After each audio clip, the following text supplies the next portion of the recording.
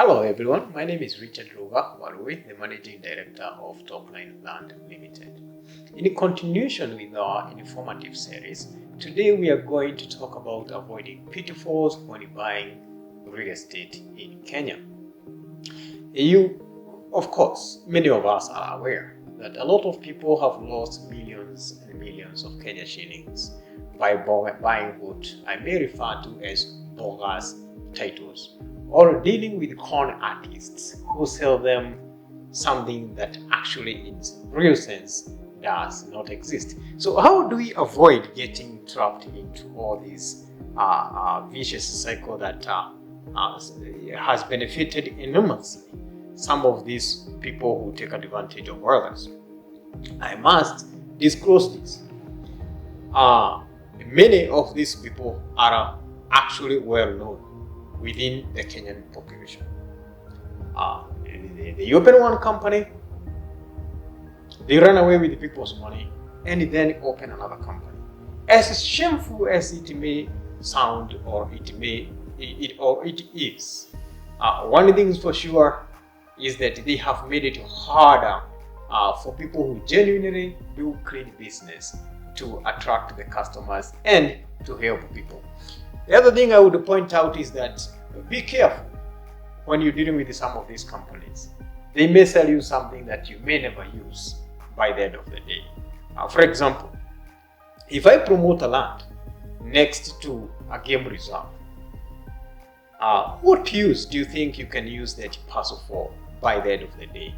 The place is dry, there is no water that is nearby, and yet I sell you, yes, you can hold that title, and it's going to be really cheap according to the promotions that I have seen going around in Kenya. But ask yourself, even after 20 years, what is it that you're going to do with that parcel of land?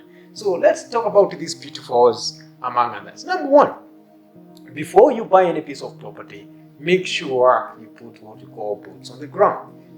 Either you or someone you trust, let them visit the site. There are very many advantages of putting boots on the ground. Number one is you can talk to the neighbors. The neighbors normally know who the real owner of the land is. That actually would scare the con artists away. Number two, you also get a chance to see the topography of the land, to ask yourself, will this land or piece of parcel really meet the need for which I want it to serve? Number three, avoid also buying area that you're planning to build that has cotton soil. Land that has cotton soil is usually relatively cheaper for if you are buying it for building purposes compared to other pieces of parcels. The reason being, you have to dig up all that soil and actually clean it before you can ever erect or build a property to live in, or even if it is commercial property. So those things you are going to find them when you visit the ground. The other thing is actually accessibility. Things like access to sewer, is there electricity in the neighborhood, is there water in the neighborhood. Those are things that you're actually going to find out when you visit. I must also say that it is also good practice to go with a surveyor, someone who can actually mark your piece of parcel and verify that the measurements are actually accurate. Let us move on to another item here, and we call it searching for the title.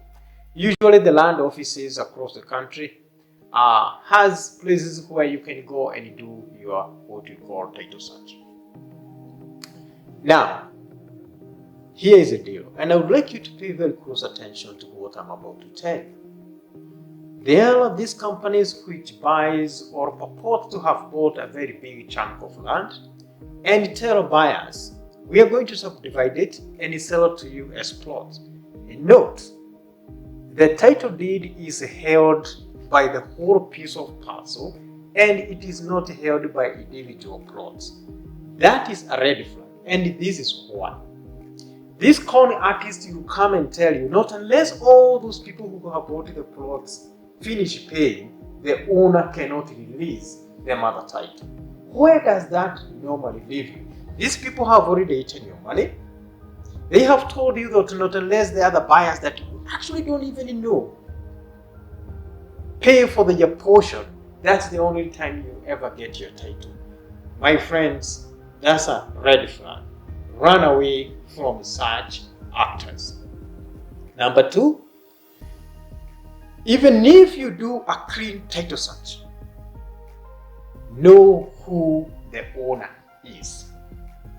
And I repeat that, even if you do title search, it is not bulletproof that you're going to get a clean piece of parcel.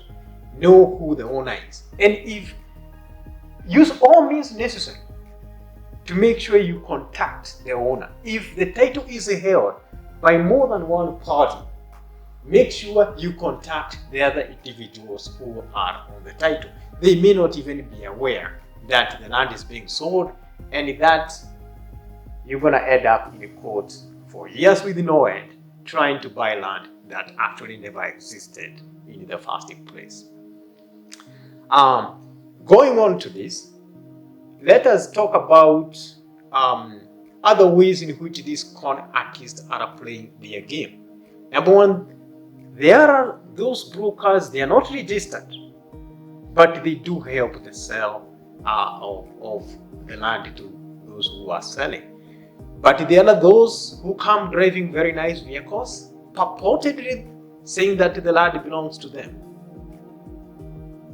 And they will also advise unsuspecting buyers or potential buyers to put money in their account, and they come with fake letters, even with the sales, that they have been authorized by the owner to collect money on behalf of the owner.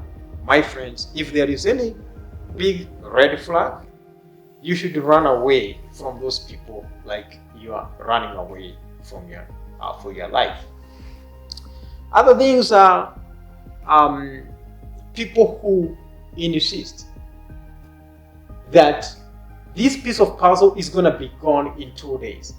Those who create a sense of urgency, usually be very careful with them. Whereas it can be true in some cases that based on where the land is located, there can be high demand, and if you do not commit fast enough, you are highly likely to miss it. My friend, one of the biggest rules of negotiations where you either lose a lot is unwillingness to walk away from a deal. Anybody who creates a sense of urgency that you must pay me today and now in order for you to secure this piece of parcel may as well be a red flag.